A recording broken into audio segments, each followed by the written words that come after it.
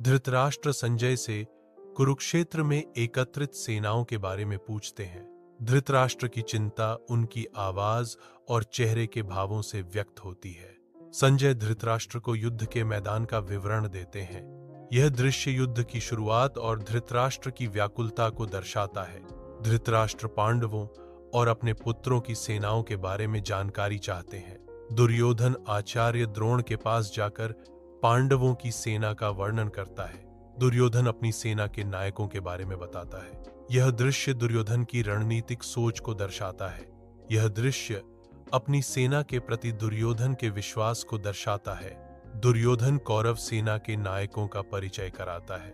भीष्म पितामह कौरव सेना के सबसे अनुभवी और शक्तिशाली योद्धा हैं। कर्ण अपनी दानवीरता और अद्भुत युद्ध कौशल के लिए जाने जाते हैं।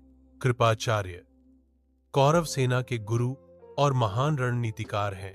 अश्वत्थामा अपनी अद्वितीय शक्ति और अमरता के लिए जाने जाते हैं। कौरव सेना के शूरवीर दुर्योधन के लिए अपने प्राणों का बलिदान करने के लिए तैयार है। यह सेना विभिन्न प्रकार के शस्त्रों से सुसज्जित है, जो उनकी युद्ध क्षमता को दर्शाता है।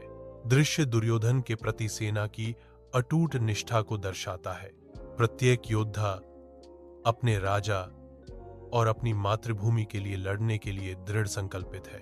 सेना की एकता और शक्ति दुर्योधन के नेतृत्व में और भी बढ़ जाती है। यह दृश्य कौरव सेना की शक्ति, निष्ठा और युद्ध क्षमता का प्रतीक है।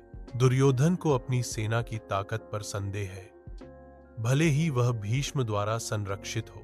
दुर्योधन पांडवों की सेना को मजबूत मानता है, क्योंकि वह भीम द्वारा संरक्षित है।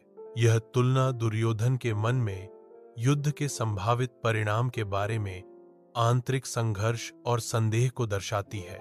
दुर्योधन की चिंता युद्ध के प्रति उसकी मानसिकता और रणनीति को प्रभावित करती है।